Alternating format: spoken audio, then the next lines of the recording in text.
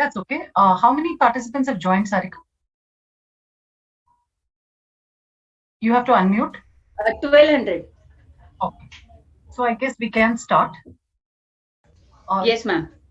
You can record after I ask you to start recording. So on behalf of the Corporate Laws Committee of the Institute of Chartered Accountants of India, I take great pleasure in extending a very, very warm and a very hearty welcome to all of you to this very specific bullet kind of training program on user registration and association of DSC in the V3 portal. For this program, I'm assisted by the Secretary of the Corporate Laws Committee of ICAI, which is Sarika Singhal, and a team of ICAI that has been working rather relentlessly to help members with our queries, which is Mudita, Nikita, and Urvashi. In terms of the exact V3, V2, MCA portal, etc., we'll talk about it in greater detail. But I'd like to mention to you that this is perhaps the first time when we've formally gotten involved in enabling a government portal. So we have the regulator, which is MCA, which is implementing the portal. We have L&T Infotech, who are the technical service providers for this particular portal. And ICAI, in order to make this whole transition smooth, quick, and easy for our members, has joined this, and we've joined hands with these two organizations, two institutions, to enable the whole effort to be easier for members. In terms of specific initiatives, we've set up a Google form. Now, one might say, oh, why is this portal not working impeccably? As a very direct involved person in this process, I realized that building something like this to enhance an existing portal is like repairing an aircraft which is running. It's not easy. It's not that you can switch off an earlier version and build a new version and implement it, because there are lots of data interfaces. So it's actually quite a challenging task for the country as a whole. Now, there are compelling reasons why MCA had to go in for this change. It was necessary from an ease of doing business for the user, which we will all realize progressively, but more importantly, also in terms of governance. So that's the background to this entire training program. And once again, here's a very hearty welcome to all of you. I'm going to share my screen now, and I'd like to thank the 1,200 odd participants who are here today. And more importantly, if you'd like your staff to sit with you and listen to this training program, it would be very, very useful. And in our own view that we've been receiving these Google Forms, etc., we've been seeing some amount of user education and awareness which can be better. The other initiative that we are doing is, so first part, we set up a Google Form to understand issues and to escalate it. The second part of how ICAI is assisting is we are in constant touch. In fact, we've put a team at the premises where this actual work is happening, and we're constantly interacting to, debug issues which are arising. We've set up a set of WhatsApp groups where we are trying to receive very, very constant information on where members are facing challenges. And the last is we decided we need to have an across the country training program for user awareness. So we conducted a master training program where about 70 to 80 people, chartered accountants, have agreed to become trainers. And both the committee is going to do, a continuous training program every day for 3 times starting early next week. And the training will be done by the ICAI office staff who are really capable. And other than that, there would be committee programs, and every branch has been sort of directed to conduct these training programs on physical or virtual mode. And the whole process is, something like a rolling juggernaut, which would keep running. So it's over to the program itself.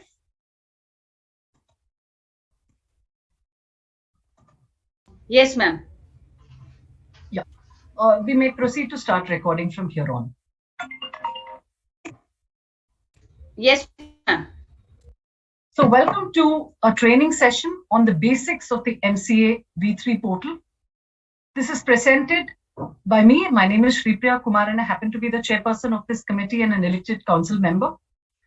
And this is an initiative by ICAI, and as I speak, I'm sure there are others as well who have participated in this in this endeavor, which is company secretaries or cost accountants as well. As I had explained before, there's ICAI, there's LTI, and the Ministry of Company Affairs. We're committed to working together to make this V3 portal as easy as possible for the users. And so we are a very committed stakeholder here, and hence this training program. What's the overview? What are we going to learn in this training program? Some of us might be completely new users to the MCA.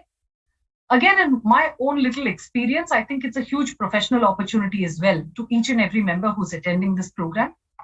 We'll go through what is version 2 of MCA, what is version 3 of MCA, what are the different types of users. You know, you get bombarded by these terms: registered user, business user, professional user. Where are you as a trainee? So anybody attending a training program will want to ask and answer one fundamental question.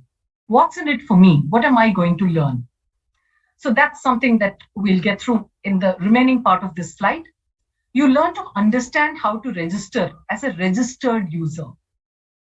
You learn to register how to be a director user, a professional user, a company or LLP user, or a professional staff user, which is a new development.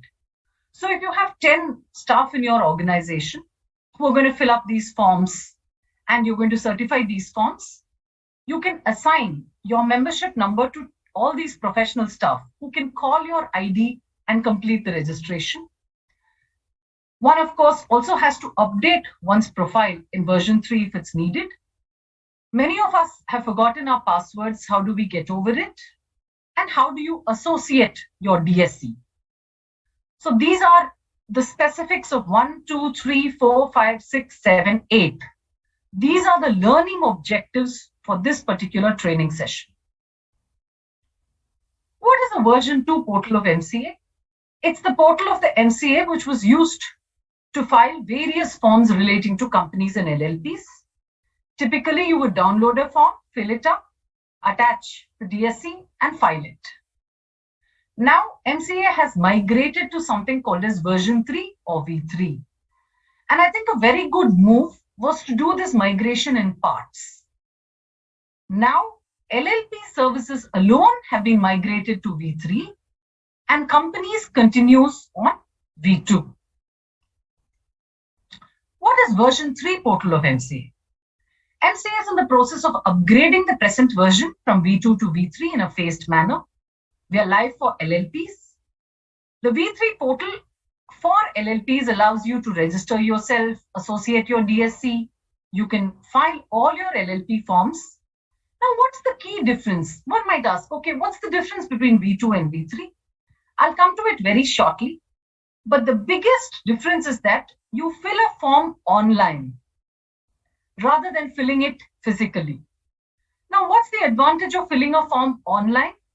Is that a lot of the data gets pre-filled for you, and so it's accurate. Now, V3 was launched on March 8, 2022, and I'm given to understand quite reliably that the number of forms which have got filed have gone up consistently. And as we speak, Form 11s, which are due for the 30th of this month, yesterday achieved a peak filing of 3,300 forms. Now, at this stage, you might ask me a question. Why is the form getting filed for somebody else? Why is it not getting filed for me? Now, there are two answers to this question. One, there are some technical issues which have emerged, which is what ICAI has attempted to compile and collate through these Google Forms. And through this presentation, I would be repeatedly speaking about Google Form. What is that Google Form? It's the Google Form that's actually administered by ICAI, the CLCGC team, where you can post your query and we're trying to call you back to understand it better.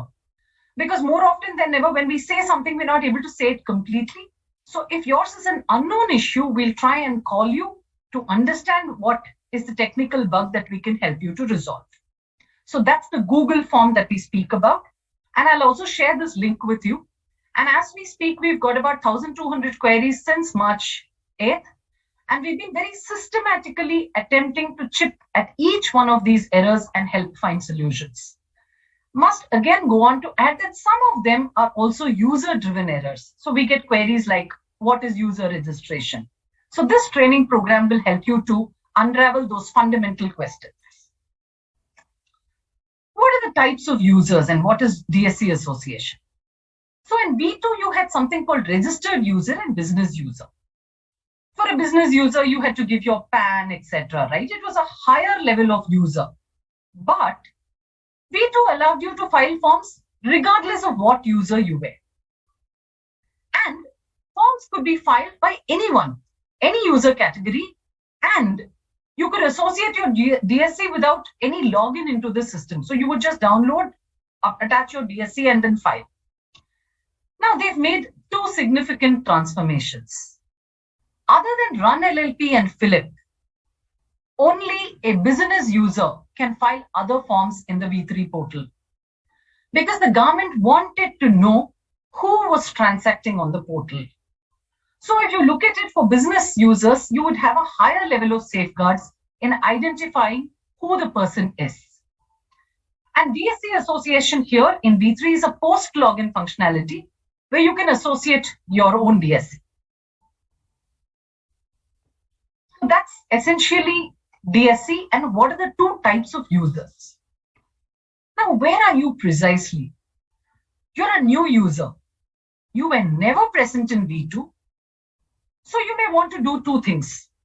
You might say, okay, I don't have much of a need. I'll only be a registered user because I only want to do Run LLP and Philip.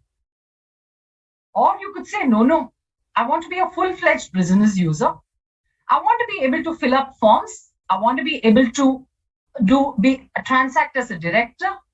I want to transact as a chartered accountant or a company secretary or a cost accountant, or I want to transact as a company, or I want to transact as the staff of a professional user. So typically a staff of a professional user can fill the form, save it, and then you from your professional user will attach your DSC. Your DSC will get attached automatically in the downloaded version. Now, you could also be another category. So the first box was a new user. The second is a registered user in V2. And you're saying, okay, I'm very happy being a registered user. I just stay like that in V3. So no issues. Now you're a registered user in V2. And let's say you had filed Form 11 for a client in V2 last year. Now you want to file a Form 11 for a client in V3. So you now have to compulsorily become a business user because only a business user in V3 can do forms other than Run LLP and Philip. And you can become a director, professional user, company LLP user, or the staff of a professional user. Or you can be a third category, right? In V2, I was never there, or I was a registered user, or I was a business user, and I want to continue as a business user in V3. In all this, there is only one key takeaway. Please don't register repeatedly on the V3 system. That's the most important thing. So if you've attempted to create multiple users, etc., and you've got lost or confused in the process, please do fill up your Google form. And today, when you have to fill up this Google form for ICI, please give your ticket number. Raise a ticket there saying, look, I'm unable to do this. Raise a ticket and share it with us. We'll see how best we can help you to correct your problem of having created multiple IDs. Fundamentally, V2 and V3 and consequence. This is something we need to learn to understand. Version 2 permitted multiple users for the same mail ID. So for example, my mail ID, which is sripriya, let's say gmail.com, I could assign it to multiple users. But today in V3, you're identified by your mail ID. That's your user ID. Secondly, V2, you could give any name as a user ID. But today, your name that you're transacting in the V3 portal has to compulsorily match with your PAN name, and your date of birth also needs to match with the PAN database. So if you have any of these conflicts, you cannot transact under the new portal until you rectify this issue. Now we come to the first key takeaway. How do I become a registered user? This would last for another 45 minutes. It's also a recorded version, so it's available. This is the first page. So I want to be a registered user. I want to only do Run and Philip. So you can sign up if you go to your MCA portal, mca.gov.in. You will get to this screen. Please note that the register is right in the middle here.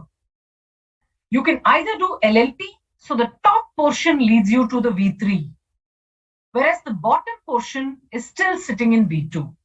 But that doesn't matter to you as a user. So if you want to register here, you register here. For company filing, you click here and it'll go through. We have had very few issues on company forms, so they're working pretty okay. Only LLP forms. Once you click the register, it takes you to this screen. It's a very nicely designed workflow. You'll need to give your user category, your personal details, your contact details, and your login details. So in the user category, I am now wanting to be a registered user. So I click registered user. I click my user role. I enter my PAN number. Here, PAN is not mandatory for registered users. PAN is also not mandatory for a director business user because only the DPIN is enough. And this is an aspect I will tell you once again when we are doing the director registration. Then it takes you to personal details. What's my name? First name. It should be as per income tax PAN. Now, the chartered accountants in this training program will be very familiar. See, when you make a PAN application, I could say my name is Sri Priya R. Kumar in my application. But I can say in my PAN card, let it only be reflected as Sri Priya Kumar. You must remember here that when you're giving your detail as per PAN, it should be exactly as per the PAN application and not necessarily what's in the PAN card. You enter your first name, your middle name, and your last name, your date of birth, and generally as a user suggestion, please avoid typing DDMMYY. Please select from the calendar. Because in some very few issues, we found that when you don't select from the calendar, there are some conflicts. But my key point of reiteration is use the calendar. The gender, the profession, the industry or operation needs to be filled up here. Provide first name, middle name, and last name in caps only. Ensure to provide name and date of birth as per PAN database. For director role, please ensure to provide the details, which we'll come to later. Now we are still sitting in personal details. I entered my name. Then I have to select a user, right? So I'm going to my profession. What do I say in the profession? Business person, other, professional, researcher, salaried, student, you select. And then I already selected my gender, which is male or female. So we spoke about this specific data trap. Once you fill this up, it leads you to the last part, which is what is your industry of operation? So you fill it up. You have a drop down. Once you're done with this, you have finished till here. It still asks you, you've gone to the third pod now. The first pod we finished was the user category. The second was the personal details, and third is the contact details. Now, please remember to fill this to fill this in the same order in which it appears. You start from address 1, address 2, country, pin code, state, city, because these are all pre-configured to pick up. So you ensure that you select country first. And then you go to the pin code, because otherwise some people, just randomly start filling up. It might pose some challenges.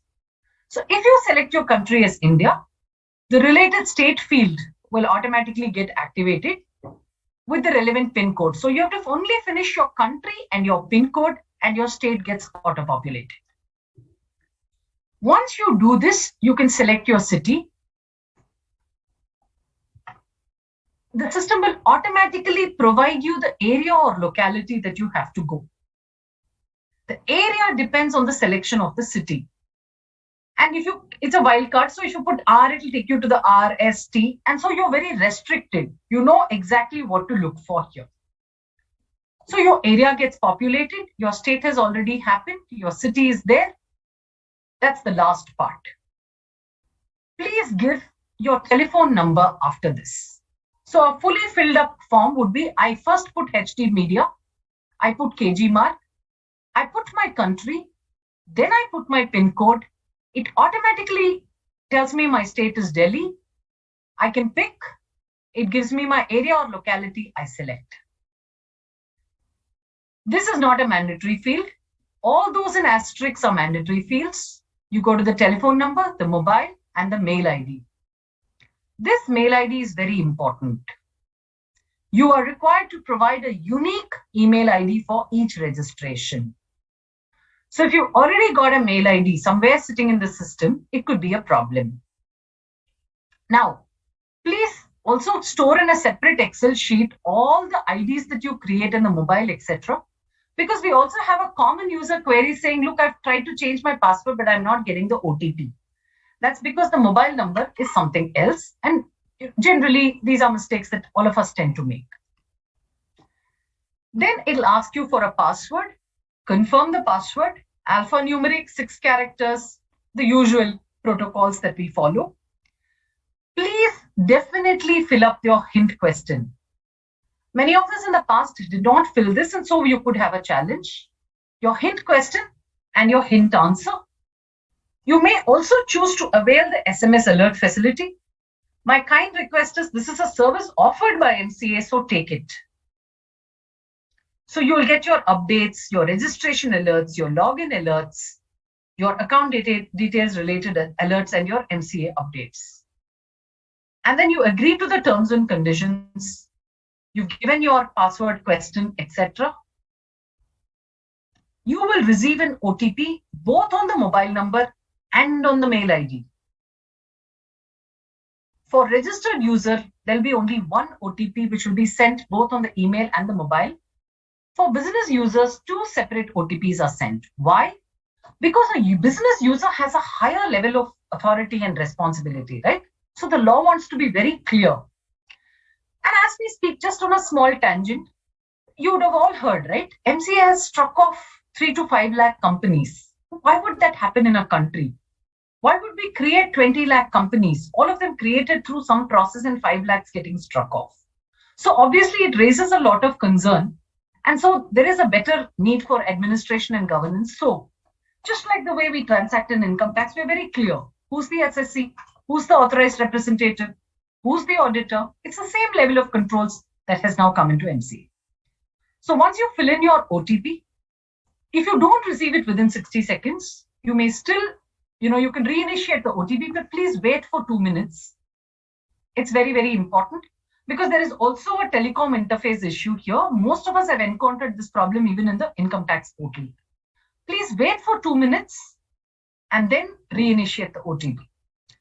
Now, for those users who are still having this problem, I'm not at all getting my OTP, please fill up the Google form that I'm speaking about, which I'll show towards the end. It's very, very important. You can reach out to us and then we can see how to assist you. And these Google forms are sort of being monitored online. So we're kind of continuously calling people. Most of us would have received some calls or the other. Again, this Google form is on a best effort basis. We are only trying to assist. Once you do this, say your OTP has been successfully verified. You will receive a confirmation ID, an email which has been sent to this ID, which you have registered. And for the future, please remember, you have to log in with your mail ID. Email ID provided by the user becomes the username for login purpose into the system. The completion of the user will be communicated through email and SMS. Why? Because you agreed to this SMS on this page. The registration alert you agreed, so you will definitely get an SMS as well. So this was the first user. I took considerable time on this just to familiarize you. The second is a director user. I'm a director of a company. I have to certify a particular form, right? I mean, all directors. Again, you will have the same thing. User category, personal details, contact details, and login details. So a director can never be a registered. I want to be a business user here because now we've moved to a business user domain. I finished the registered user. So once you become a registered user, you can fill 2 forms in terms of the real transaction, which is run and fill in. This is your business user. There are the following categories of business users that you can select. You will have one more staff of professional, which will also come in now, which I will show you later. Income tax PAN number. If you notice here, there is no asterisk here. It's not compulsory. But your DPIN is compulsory or DIN is compulsory. Why? Because this is where the system has already recognized you as a director in the system, which means you should have got it to be able to do this. So I finished my user role. I've come in. Here the PAN is given as an asterisk, but for director it's not asterisk, it's not compulsory. Your first name, your middle name, and your last name, exactly as per your MCA database. Your date of birth, please remember to select the calendar. Your gender, same protocols for filling the address. Go left to right, then come down. Address 1, address 2, country, PIN code, state, city, area, telephone number, mobile number, mail ID. Now, if you already have your DIN with your mobile and your email is registered, it will automatically get refilled. And these details cannot be edited by a business user in the director category because you've now identified yourself in the director stage. But later on, you can go change this when you do your profile update and profile change. Again, it will ask you for a password, confirm password. Please remember to give your hint question. Your SMS alert, please ensure that you've kept your SMS alerts on. They're very helpful. Select your hint question, your hint answer. Now, you have to be careful here. 2 separate and distinct OTPs will be sent to the mobile and the email ID. Both will be required to be provided by the user to complete the registration process. You have OTP sent on mobile and OTP sent on email. How was this different from the OTP for a registered user? There was only one OTP, right? There you have 2 OTPs because you have a higher level of control that is sought to be exercised. They want to ensure that the person who's transacting that mail ID and the person whose phone is registered is the same person. So the OTP has been successfully verified. Again, please give that 60-second gap if you have a problem. Wait for it. It's most likely to happen. If it doesn't happen, go back to the Google form, fill it up. We'll try and get back to you. Email ID is provided by the user, becomes the username. Again, please remember in V3, this is the user ID. User registration. So we now finished registered user. We finished a business user who's a director where the PAN is not compulsory, but his DIN or DPIN is compulsory. We go to the third category, which is a professional user. Who's typically a professional user? A lawyer, a chartered accountant, a company secretary, we're all professional users. But we come into the main class of a business user. So you select your role. Income tax PAN is mandatory for professional users. You select your PAN, you call your PAN. You have to data enter your PAN, your membership of which institute do you hold, and your membership number. For example, the chartered accountants do 6-digit membership numbers. So you need to give a 6-digit membership number here. Then it takes you to your personal details. Please provide the exact name as per PAN database. Preferably the capitals are applicable here. Your date of birth should match with the PAN database. Whatever you've registered is your date of birth in your PAN.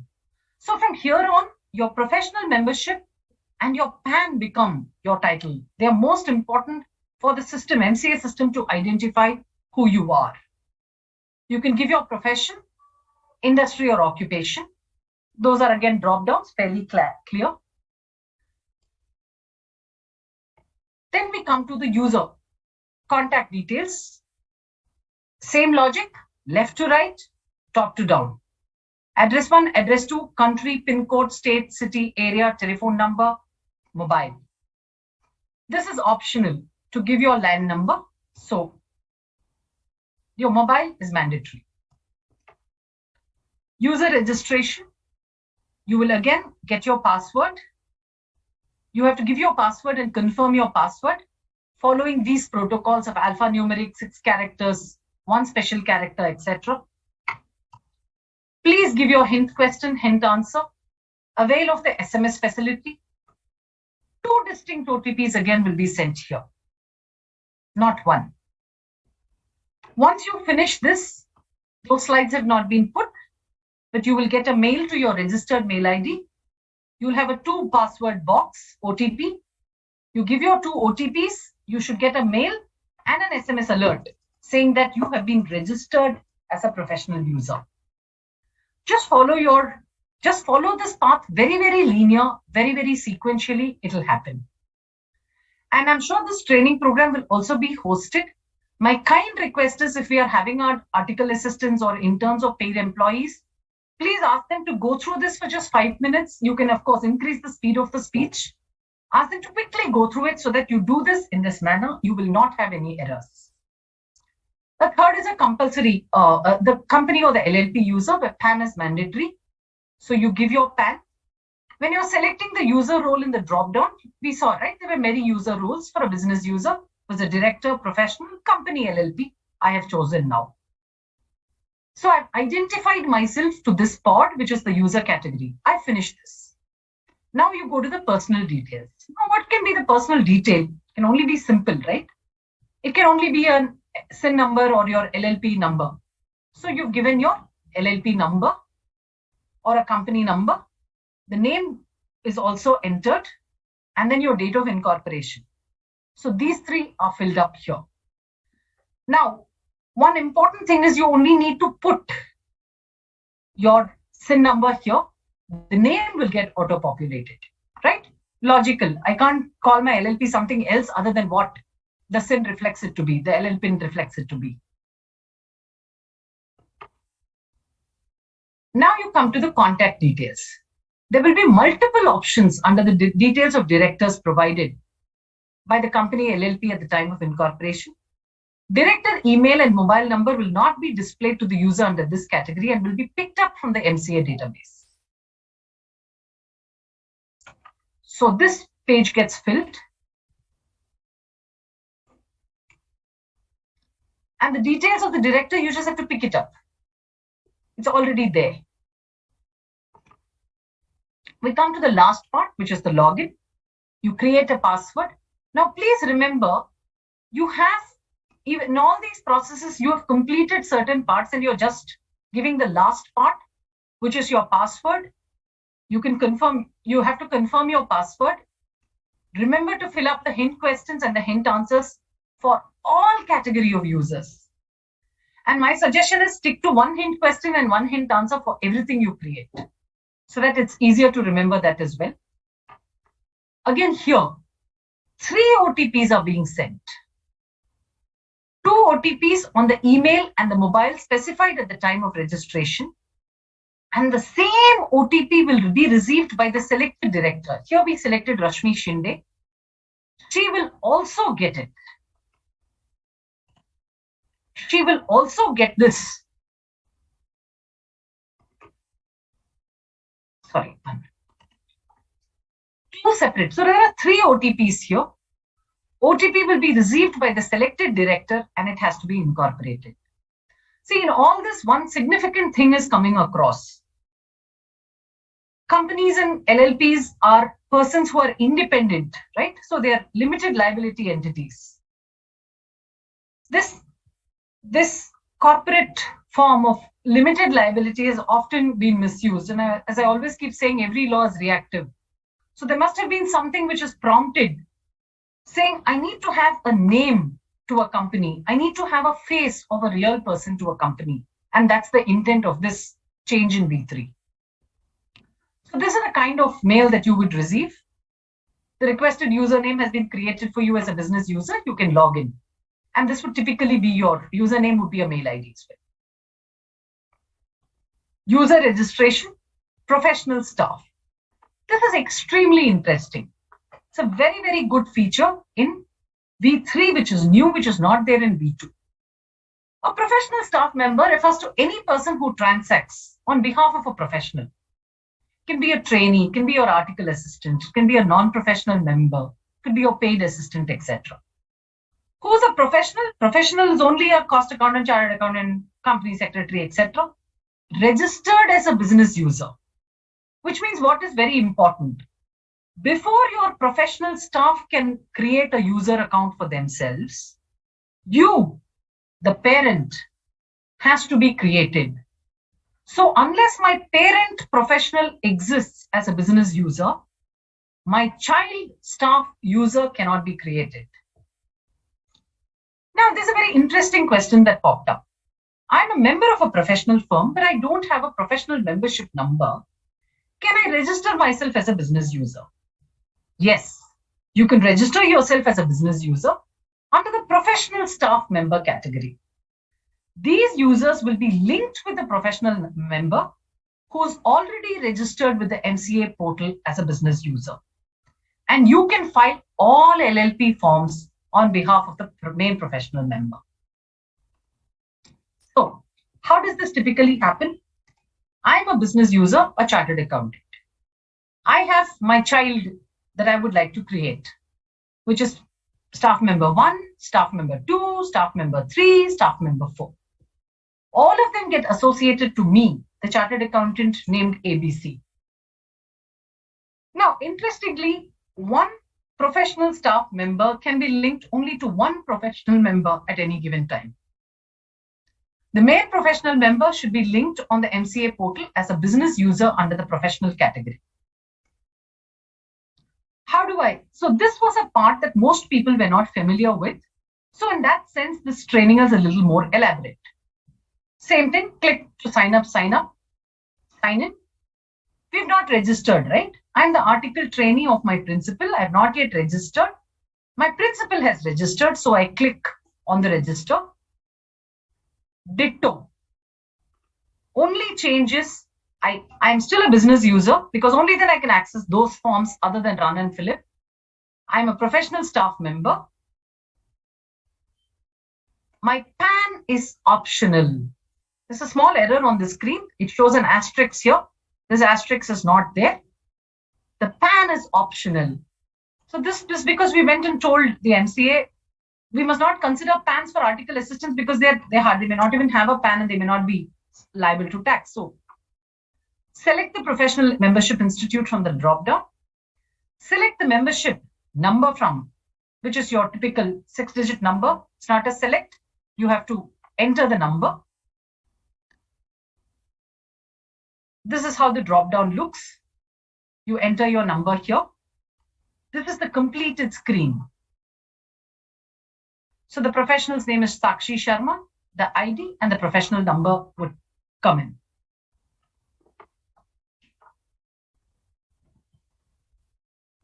Then it went to the personal details. So today, MCA says, even if it's a staff, tell us who's transacting. So you give the name, middle name, last name, date of birth, select from the calendar, pick the gender, address left to right, and then down. Same protocol. Address 1, address 2. So a lot of people tend to, select this, select this, select this. It just gets jumbled. Just follow this logical sequence. Password with the set protocols. Now, what we're showing you is an exact replica of the screen, so you can just proceed. Hint question, hint answer. Please ask your staff also to receive the SMS alert. It's very helpful.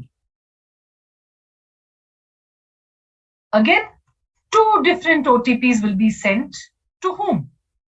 See, somebody is asking to be registered with you. So it's fairly logical, right? The chartered accountant should get it. 2 different OTPs will be sent to the mobile number and email ID of the professional staff user. How did they get this ID? They got this mobile number and email ID when you registered as a professional staff member. And 1 common OTP will be sent to the already available email ID and professional member. This is done to ensure that the professional has duly authorized the professional staff member. To complete this, you provide 3 OTPs. OTP on the mobile, OTP on the email, and OTP sent to the professional. That's about it.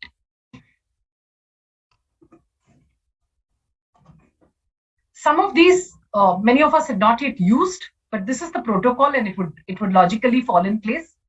At least for the first staff you want to associate to yourself, Please sit with the staff and guide them so that the mobiles are close by and you can complete the transaction. Now, the user registration of the professional staff member will be successfully created post the OTP verification. Confirmation message on the screen, as well as an email and a mobile SMS goes to whom? It goes to the staff member directly. From there on, the MCA recognizes that it's the staff. Now the professional members will have access to view and file all LLP forms. It's to be noted that the main professional member shall be liable for all transactions performed by this category of users in the MCA system. Fine. Now, what all have we finished? We finished a registered user, which is a user simplicitor, if I may use the term, because I can only do run LLP and Philip. We finished business user director, business user professional, business user company LLP.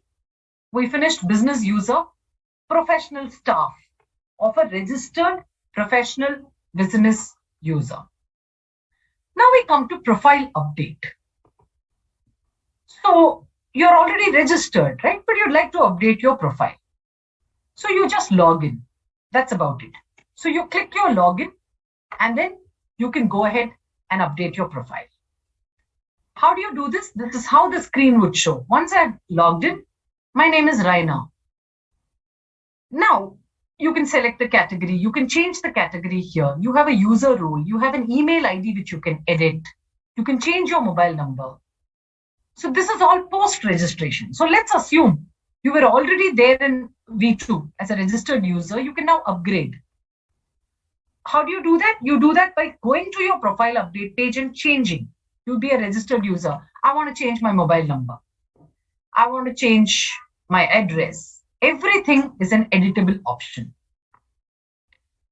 Now, that's why I clearly told you, if you're a registered user in V2 already or a business user in V2, please don't create one more. Just stay there. You can upgrade. Now I'm upgrading myself to a business user. The first set of presentations that we saw was to create a business user. Today, if you're an existing user in V2, you can just upgrade and proceed. So you can select the role, individual, email ID, mobile number, address, state, password, everything. The system is already picked from V2. Or if you're a new user, I registered yesterday. Now I suddenly remembered some address of mine is not correctly given. I can go and change it. My address line 1, I gave it accidentally wrongly yesterday. I can go to my profile update and change it here. Which is why it's very important that it's so seamless, right? I can do whatever I want. I can just select and proceed here. So if I were to upgrade, it'll ask me for some additional details, which I provide and complete. And I can complete a lot of this part in this particular profile update itself. Now we've successfully updated the profile. I'm not really doing this line by line because it's very self-explanatory. There's an edit option and it goes. Now, this is one of the most common issues we have faced, especially because of this COVID. We've also got a huge churn and we've forgotten our password. So what do we do to forget if we've forgotten the password? Now, what did we do till now? We finished the 4 categories of registration. 5 actually, 5 categories of registration.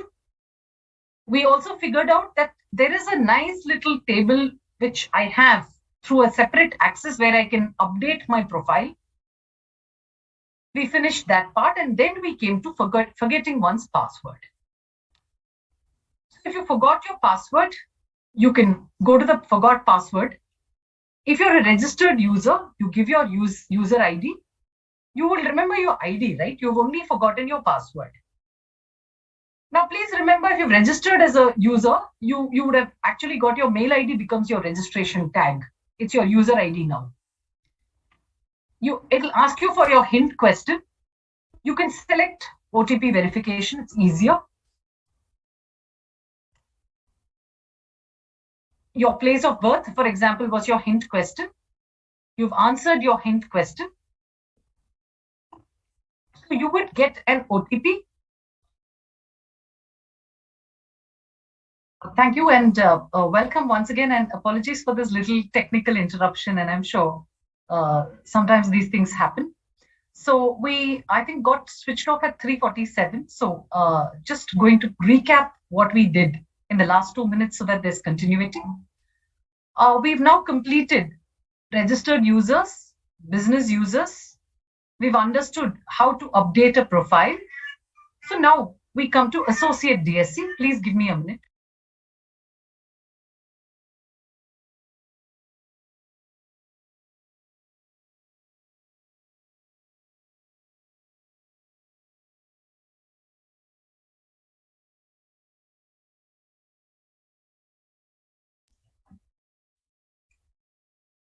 Sorry. We now come to the next segment. We learned about how to handle the forget password option. We now go to the next part, which is to associate DSC.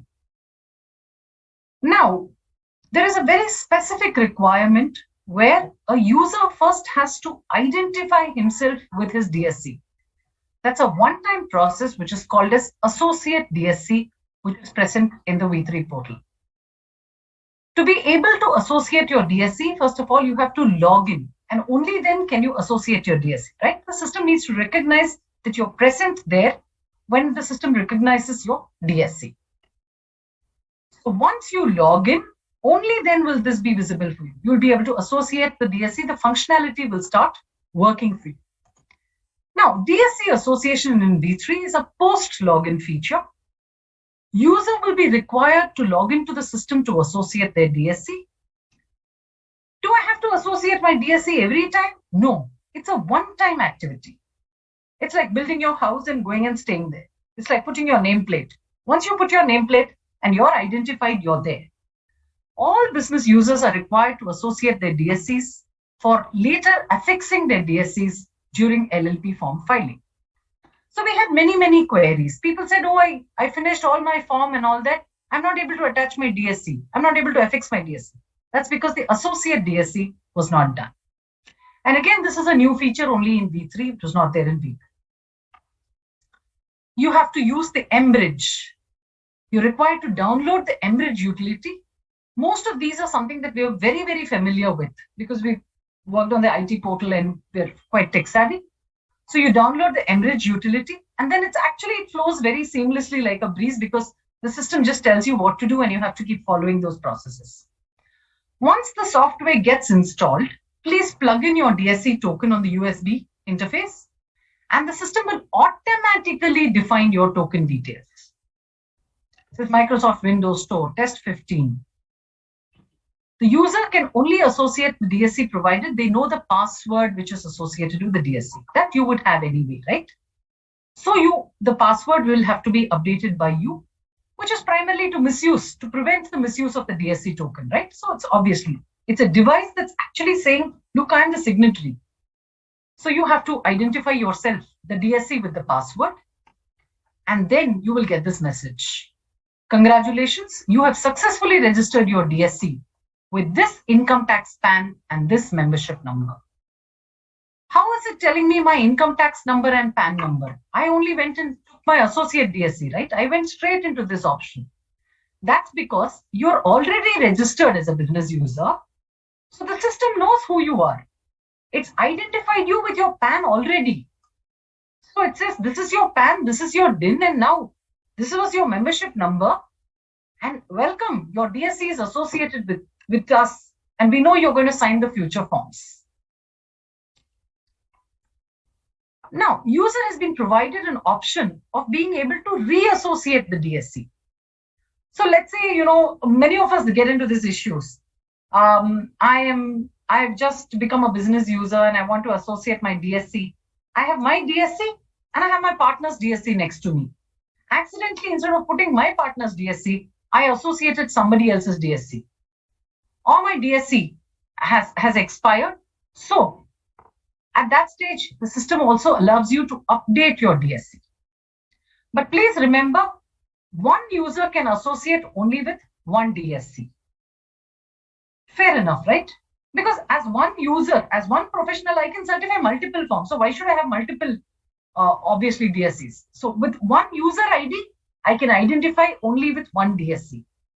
Because one user ID is supposed to be unique to you. Your staff has another ID, right?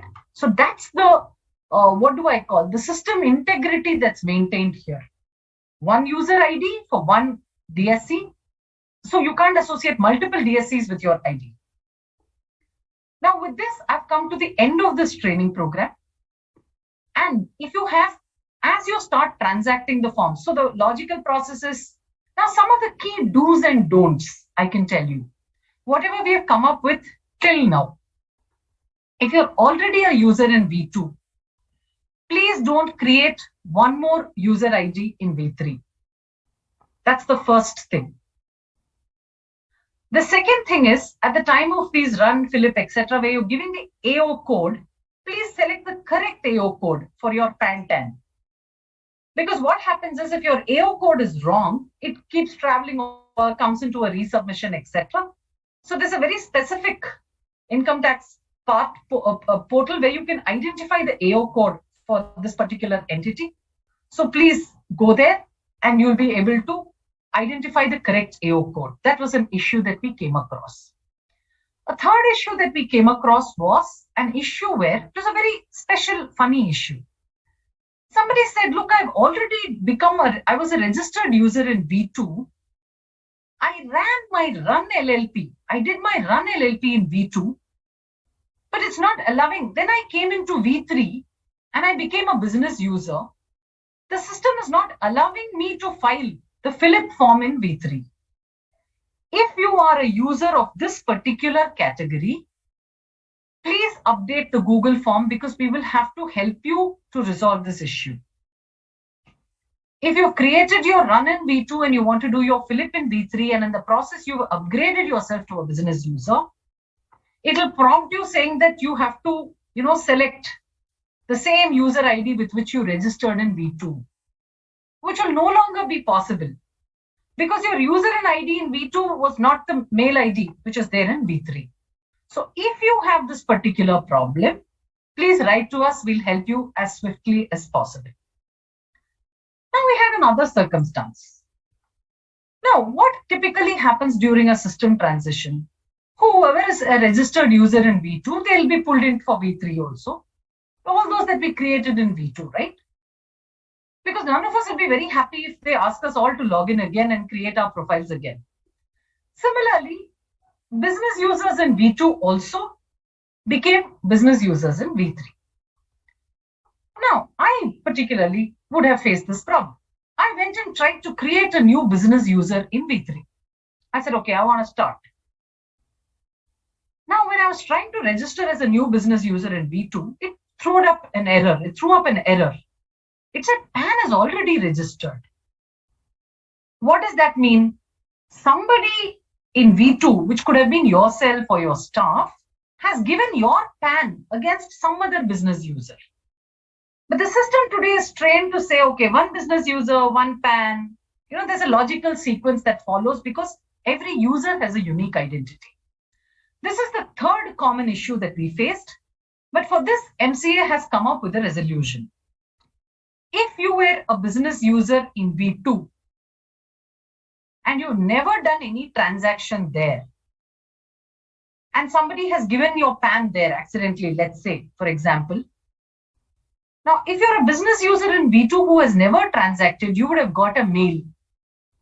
The mail will say, tell me whether you want to continue as a business user or should we keep you as a registered user? This particularly was done for those people who were unable to create a business user because somebody had already given their PANs in V2.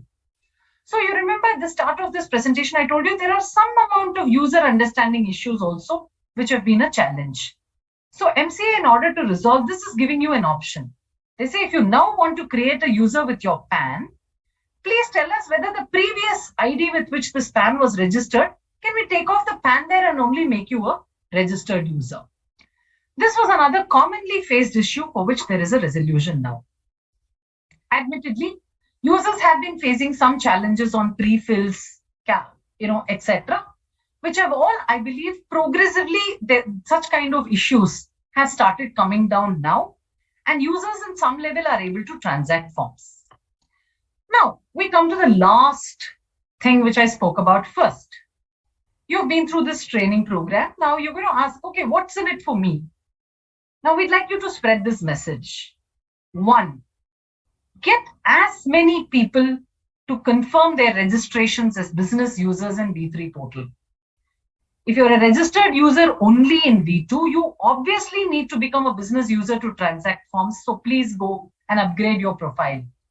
Associate your DSC. Be ready to file something. Second is your professional staff, where you want to create more people. So many people ask us this question. How can I do so much work by myself? You don't have to do it. You have 10 staff. Please go and ask them to create a professional staff user category. After you have created your CA as a professional user, you create 10 of your assistants, give them. Let them identify themselves in the system. Complete their registration process. They will be able to access the form, fill it, download it, and you can then come in as the professional user and attach your DSC. I think this is an extremely good move, because just imagine, this is like Red Bus. That's the first thing that I could think of. I want to book a bus ticket. I don't have to strain myself. I just go and pull out what bus is available. This is something very similar to it. Now, what your staff has to do is getting automatically done by your staff, and only the form comes to you for the digital signature affixation. So it's made that amount of internal working within an organization simpler.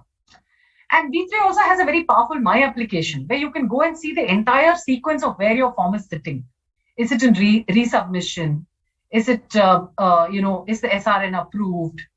Is the full transaction approved? You can see everything. That's like your own personal dashboard for your user. With this, I'd like to conclude this presentation. And this would obviously, kind of be put out as a video as well. So you can listen to it at your leisure. If you found the pace a little slow, please increase the speed. And I'm sure you and your staff could actually be benefited by this. And thank you so much for attending this presentation in large numbers. Thank you.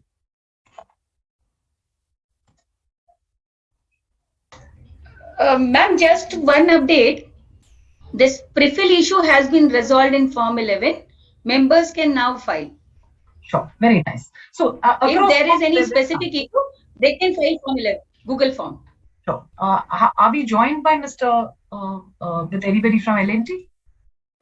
They will join us around 4:20. There is a specific meeting with JS now. Yeah, if there are some questions, yeah. And if Mudita and I can help, have you sent me the questions? Ma'am, one is, there is no option of editing mail ID to convert registered user into business user, since the mail ID provided is not in existence. Okay, so I don't have access to a live system now. We'd have to go through this. From what I understand, this presentation would have helped you, because you can go and update your profile. Please try in the update profile option. You should be able to crack this. If you're still not able to crack this, please come, because there it allows you to edit. If it doesn't allow you to edit, please post on the Google form. We'll precisely see how to help you. Yes, ma'am. Will it be possible to delete all other user IDs? 1 minute, Sarika. But sir, just to answer your question, your mail ID is your user ID. No, how can you change that now? So that's the other open question I have for you. Because you have chosen to be registered with that mail ID, and that's your user ID in V3. So you please write to us, Sarika. I will also respond to this separately. But in my opinion, that's the unalterable field. Like, for example, in V3, you can't go change your user ID. Yeah. Next. They gave certain period for editing the email ID. Now this period is not available, ma'am. Okay. Sure. Yeah. Can you please share your email ID and phone number, so that in case of any suggestions, one can contact? You may write to clcgc@icai.in. I will put it on the chat.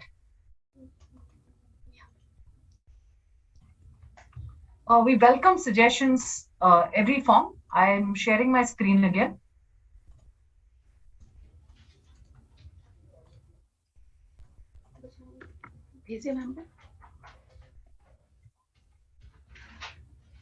You may write to this ID. Is the screen visible, Sarika? Yes, ma'am. Yeah, and I must also place on record that MCA has been very open to these kind of inputs. And if found worthy, they would definitely consider it. Please explain why chartered accountant should opt for business user in LLP. What are the advantages? So I had explained in this PowerPoint presentation, if you want to file forms in LLP other than run and fill it or transact, you have to become a business user. See, this is the business rule today. So it's like if you're in SAP as a business system, you have to do the three-way matching, right? You will have to raise MeGo, you will have to raise a Miro, and only then your liability gets accounted. Similar to that, this is the system configuration. This is how you're expected to transact. Because they want to know who you are.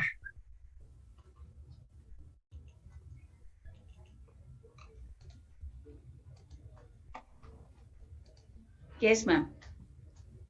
When I fill as business user as professional, no OTP in mail. What can I do?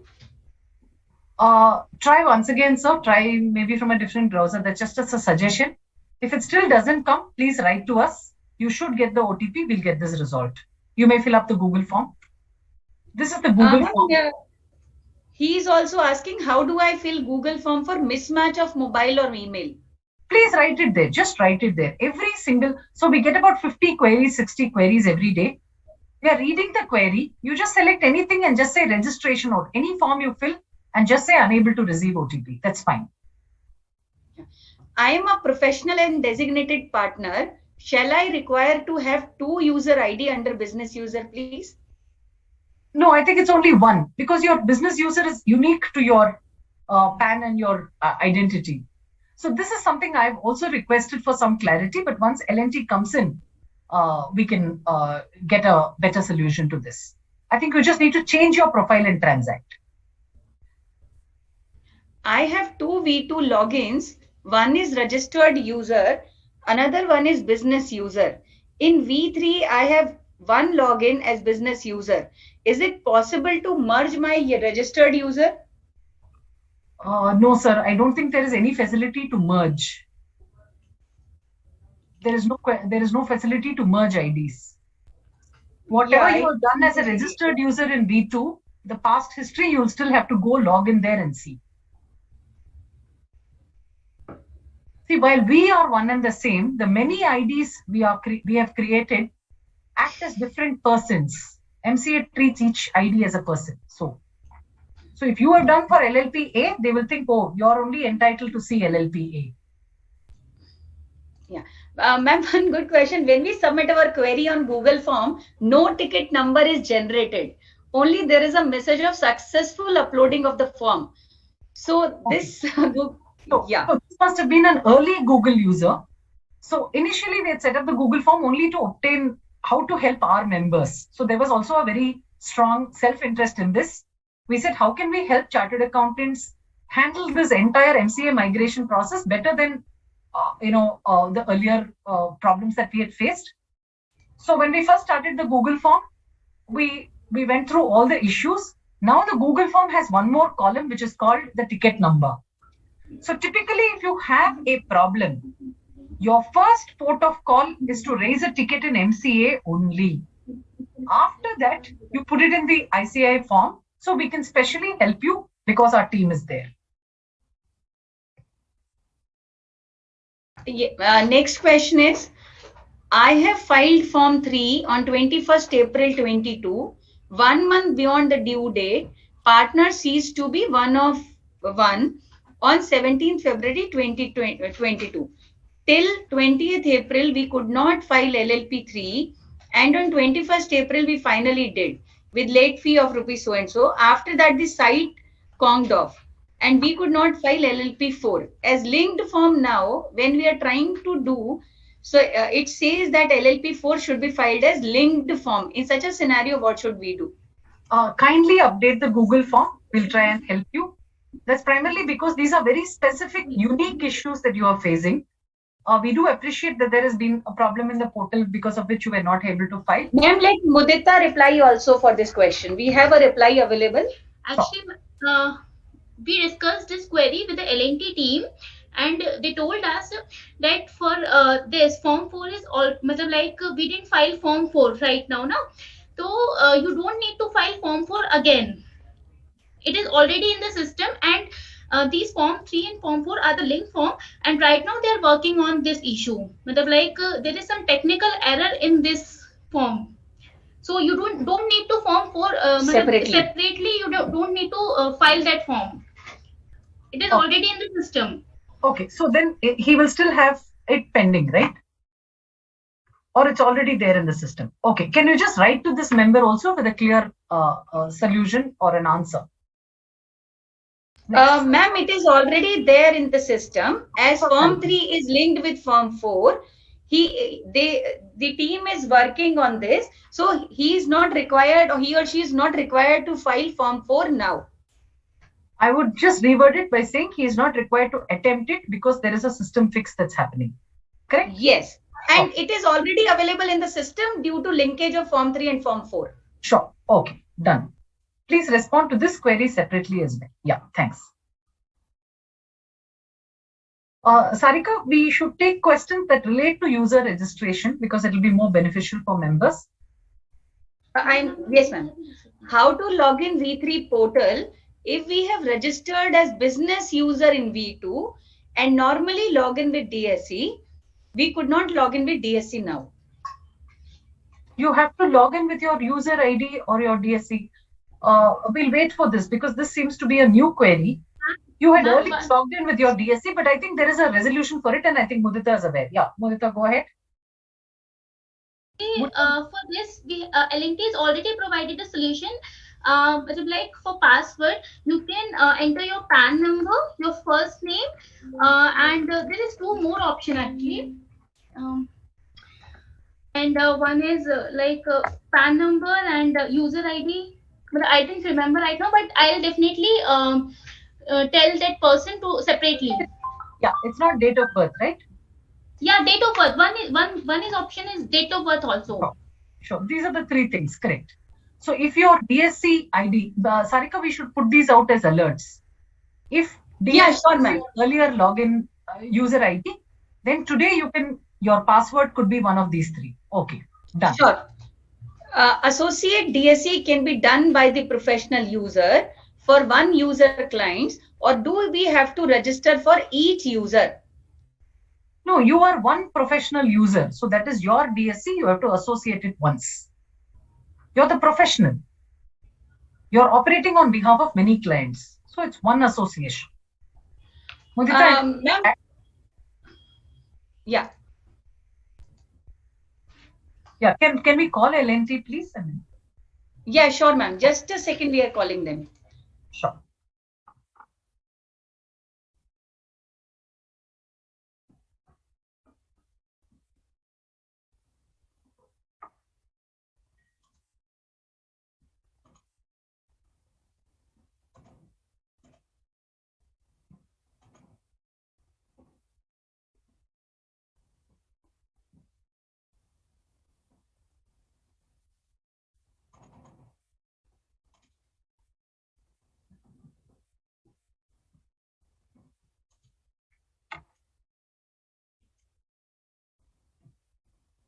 Ma'am, they are just joining. Yeah.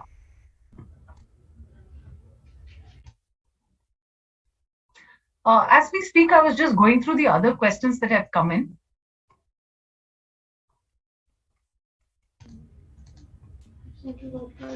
I can see that most questions have come in before I completed the presentation. Actually. Yeah. So there are some users. So for example, we have how to convert a registered user to a business user. I told you how you can convert. I also told you that you would have received a mail from MCA if there is Mr. Ashish Sharma who's asked a question, how to convert a registered user to a business user. Every time we try it, it says a user already exists. Actually, if you're trying to register as a business user and it says user already exists, then it obviously means you're existing as a business user. So you may kindly check this. But you can fill up your Google form. We'll try and figure out what your exact problem is. Rohit ji has joined now. Yeah. Sarika, I think we should request members to post in the Google form. And if they have very specific questions like what came up now, if I have been logging in with my DSC, then how do I solve that problem? Those kind of questions alone we should take. Welcome to Mr. Rohit Bhatt. Rohit, we have a few questions which we have received. Yeah. Could I read them out? Yes, that's fine. Okay, Swapna Modi has asked a question saying trainee may not have a membership number. Swapna, I explained this clearly. The trainee will give the principal's membership number. Yes. It is not the trainee's membership number, which is why I told you it's a two-step process. First, the principal has to register as a professional user. Only then the trainee can use his membership number to come as a child to that particular user. This is specifically being this user has been specifically designed and demonstrated in a way that the trainees or the professionals who still don't have the professional numbers will be that, Rohit. Yeah. Okay. Yeah. Now, there's a very interesting question. It says, how can I block the registration of my professional staff after they are released from my office?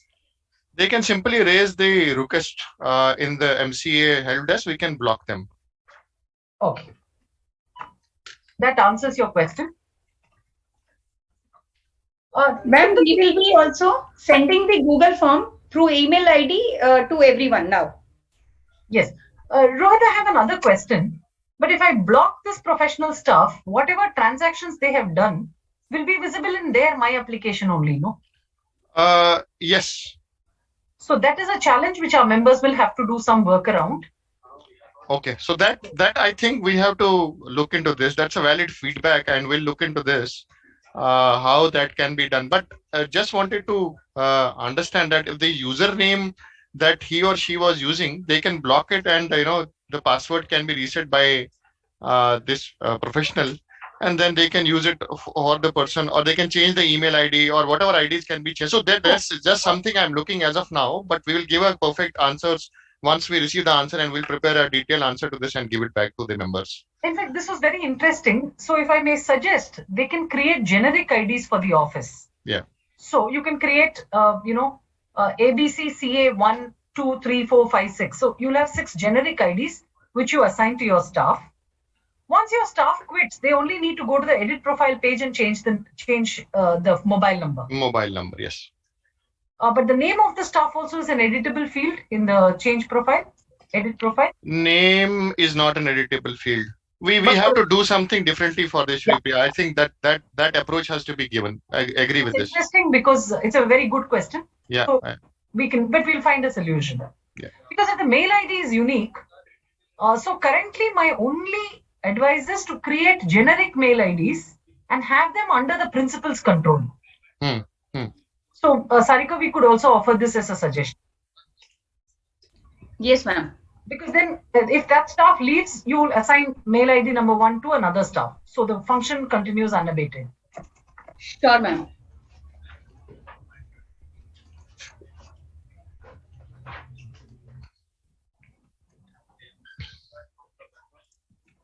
I'm just trying to look for. Of course, a lot of users have some form-specific queries which we are not taking up today.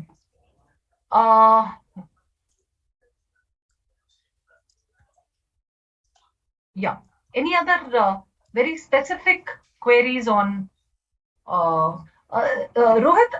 Some people are saying that no OTP is coming in the mail or in the phone. Any suggestions for that? Although I am also using it quite regularly.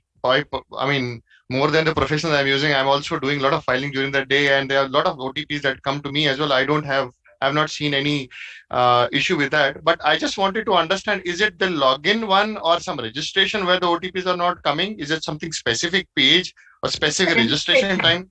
Today is a registration webinar, so we're talking about registration OTPs only. No, even after registration, this is also I will just understand. So I will just try to check any specific user that the OTPs are not getting received under registration. Yeah. So I have a user. We'll talk to them separately. Please. If you have some specific user, because most of them, the numbers are really increasing now in the registration. We don't see anything specifically coming for this. We just also need to understand that the email ID or the phone number that he or she is registering or upgrading from V2, is there a phone number and email ID available in this original email ID that is coming from V2 to V3? Because in V2, there are a number of users. We see that email and phone numbers were not there. For them, the OTP will not be received. So we have to first update their number and phone number, then OTPs will be received. If in either case, both these things are there in the system, please request us to give the specific username. We'll just check, ma'am, and we'll address this issue. Thank you very much. And today's program was only to introduce this portal to everybody in terms of registered user, business user, associated DSC, forgot password, etc. So this was not really intended to be a triage call for all forms, because Rohit is also a lone man now and he doesn't have access to his system. So it will be very difficult to answer specific queries. But you would have received the Google Forms by email because ICAI sent it to everybody. If you have any challenges, please update the Google. But as far as what we have received today, we'll see if the team can interact. Sarika, totally how many questions we have received? Ma'am, approximately 120. Oh. And Rajneesh has joined us, ma'am. Okay. Hello. Yeah, so, good evening. Yeah, good evening. 20 issues, Sarika. Some of them I can see by the name. They have also filled up the Google Forms.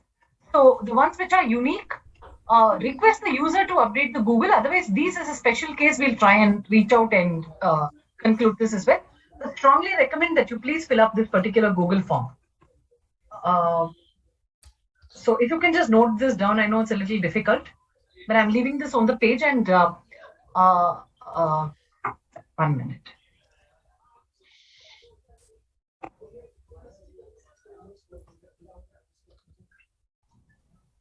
Yeah.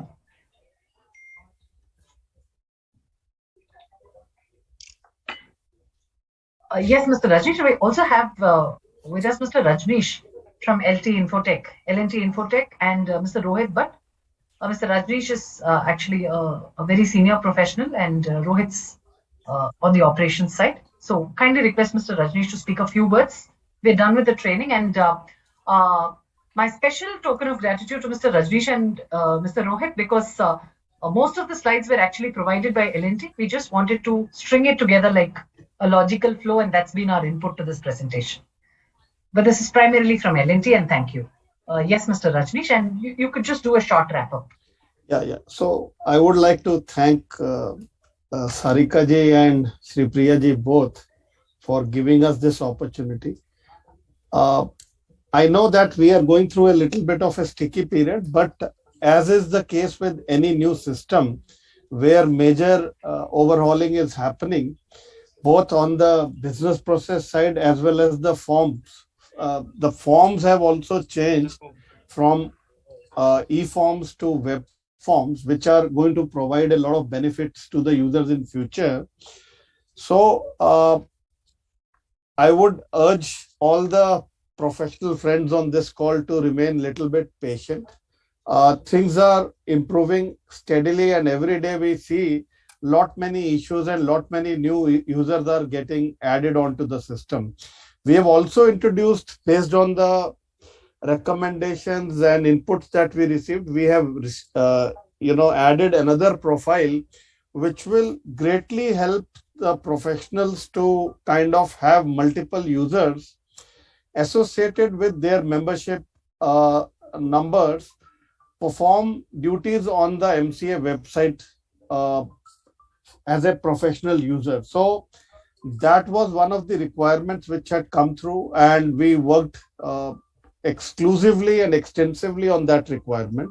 So that will, I believe, in my view, it's a game changer for professionals, users, community, and it will greatly address the problems which were being expressed by the users. Now, the website itself, from a look and feel perspective, ease of navigation and other aspects, is quite well designed. We are getting very positive feedback. Forms are also, except for technical glitches and issues, the forms are also designed and they are working well. The functionalities are all there. So I would just request everybody on this call to remain patient for some time. We are almost on the verge of solving most of the critical issues. So I can, with with a strong pride, in what we have been able to achieve, along with the friends from ICAI, we believe that we have been able to overcome, and that critical threshold that we were seeing earlier, we have been able to penetrate and bypass that, and we are seeing steady load, around 150 to 200 forms of incorporation coming on the system every day without a hitch. There are still some issues on the PAN-TAN availability. There is a time being taken, but those issues also we are trying to address as we move along. The run form anyway was working well. I made that announcement in the previous call. Now the other associated forms, Form 11 or Form 15 or Form 24, those are the areas also we are focusing on, and I believe that within a week's time, all the issues that are reported to us will get resolved. So I would request the professional. You have been very patient, and you have kind of cooperated with us in these difficult times. I would request that cooperation to continue.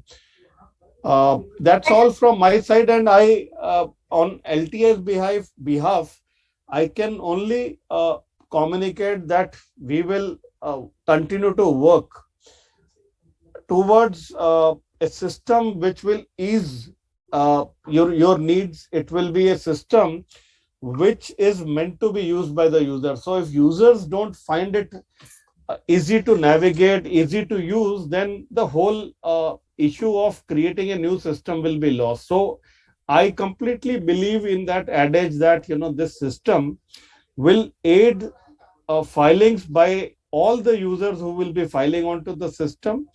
The filings will become easier. The filings will become error-free. Some of the forms are also linked forms, so that capabilities have also been added into the new web forms. So I think, a month or so from now, the discussions will be more on the enhancements or value additions that you would want us to carry on these forms. So with that, I thank you. Just had one technical question, sir. Yeah. So this was the one. I'm a chartered accountant and also a designated partner. The system is obviously not allowing him to make two user IDs with the same mobile number and ID. So if I want to transact as a director, should I just go to my profile and change myself to a director, transact as a director? Then I can come back and change myself to a chartered accountant? So Rohit, would you have an answer on that? I think, So for in this cases, I think this was answered earlier. You have to upgrade your profile. There's no, and you have to always upgrade your profile in between the two. Is something that a provision as of now the system is, Shri Priya ma'am.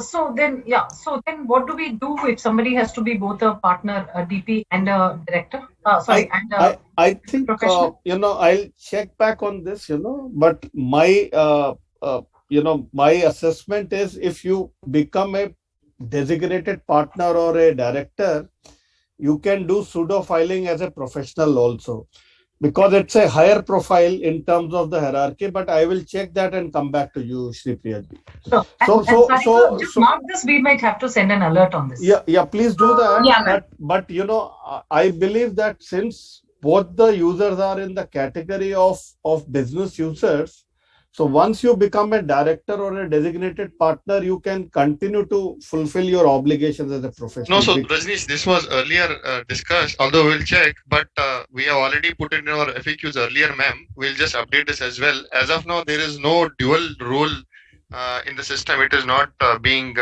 given. You have to upgrade yourself to do the other role as of now in the system. And we will just see that if that can be done, if more or more questions are coming around this. But there is no dual way of roles being as of now configured within the system. Shri Prema. And So the we will propose a fix. and the other aspect, while I will check this, because it may, I can give a workaround. The workaround, sir, whoever has raised this query is Nitin Das CP, right? No, sorry, it's Shika Garg. So Shika, if you're a professional and you are a chartered accountant or a company secretary and you've been transacting, my suggestion is you stay that way. For the entity where you're a director or a designated partner, have somebody else. Because anyway, in all these entities, you need to have more than one person. The only funny will happen where it's an OPC and you're a professional. So, which is a very rare possibility. So, get another director or somebody to stand in for that role. That's your current fix, but we'll come back to you later. And the other aspect is that, the PAN, which earlier was mandatory for the directors and designated profile, we have made it optional. So basically, from a validation perspective, there is no clash. When you are becoming a professional, you are giving your PAN and your membership number. When you are becoming a designated partner, it's only your DIN or DPIN, So there is no clash between two. You can create two pseudo IDs and transact on the system. The only thing is you will need two email IDs and you will probably, and the mobile number can still be common. We are not doing a unique mobile number check right now. Shika, in this case, just try this. Go to your director's profile. If you're trying to create one, don't give the PAN number. Go only with your DPIN number, your mobile and a unique mail ID. And for your professional, you can have a unique mail ID and possibly even the same mobile number. But just a second, does it stop them to have a different IDs, as a director, as a professional, and use it that way around? That will also work, right? Have the dual IDs, because in directors you don't need to have a PAN. That's what I mentioned. That's what I mentioned. Yeah. So I think today, from a system perspective, you can create two users because and with the validation happening on the system, because uniquely we are identifying a director or a designated partner only through a DPIN or a DIN, and we are not looking at PAN for this profile, whereas for a member profile we are looking at a PAN and a combination of PAN as well as the membership number. So there is no clash between the two. So the only thing Shika needs to ensure is you have to have unique mail IDs. Your problem is solved. Yes. Yes, Rajneesh. This is very helpful because a lot of members would have this. But we will also check, internally if there is a possibility, because I had a discussion on this and we will come back to you, Shri Priyaji. Sure. If you can just try it today and let us know. Yeah, we will. Name validation or something. Yeah, we will. Done. So I'm not able to find any other specific questions which have not been answered in this training program. Other than those which relate to forms, and I've requested Office to automatically upgrade all the queries we've received today to the chat, to the Google form mode. So you don't have to file a Google form. We'll take this on record and we'll try our best to help you. So is the community on the call or the, you are probably going and talking. So this staff member role, how do they see this, Shri Priyaji? I think it's very good because it helps me to do an internal workflow. But Rohit, I just escalated one issue to Rohit. What if my staff member leaves?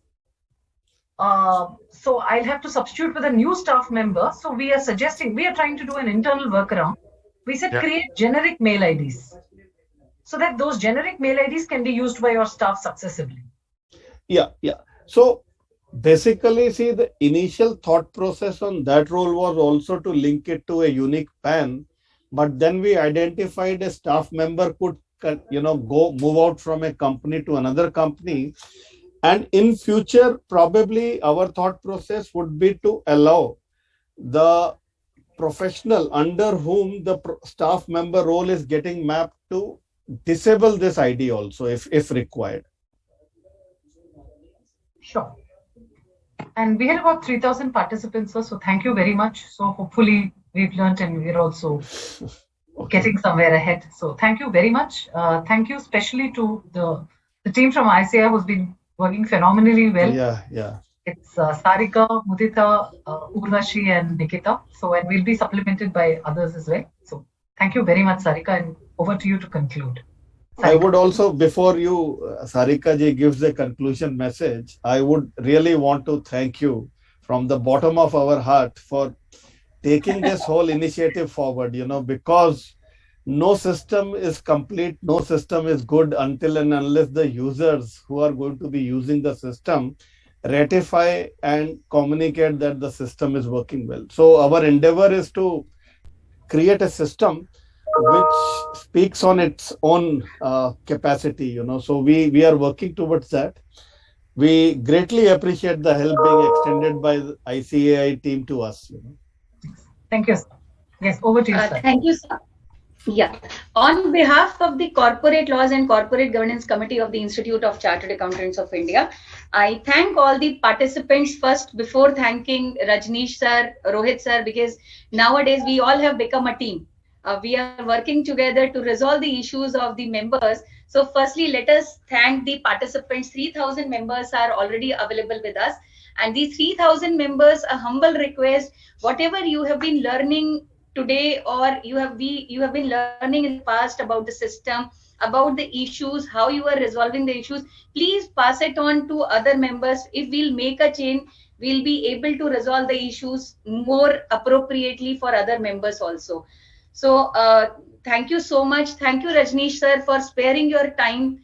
I know and I have been seeing all of you how busy you are in fixing or plugging the system. Thank you, Rohitji. I was with Rohitji for resolving many of the queries of the participants who are available on the call itself. So thank you, Rohitji, for being available for us.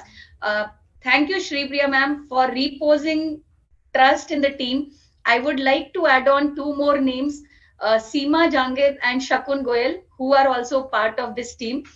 So along with others, these they both are all women team we have. We have Shri Priya Kumar, chairperson, Preeti Savla madam as vice chairperson, Sarika Singhal as secretary, and the team also, all women team, we are working for resolving the issues. We hope the issues will be resolved soon. Thank you. Thanks a lot, everyone. Thank you so much. Oh, it's Nari Shakti, I know. Yeah. Thank you, sir. Thank you very much. Thank you, sir. Thank you, ma'am. Thank you so much. Bye. Thank you. Thank you very much.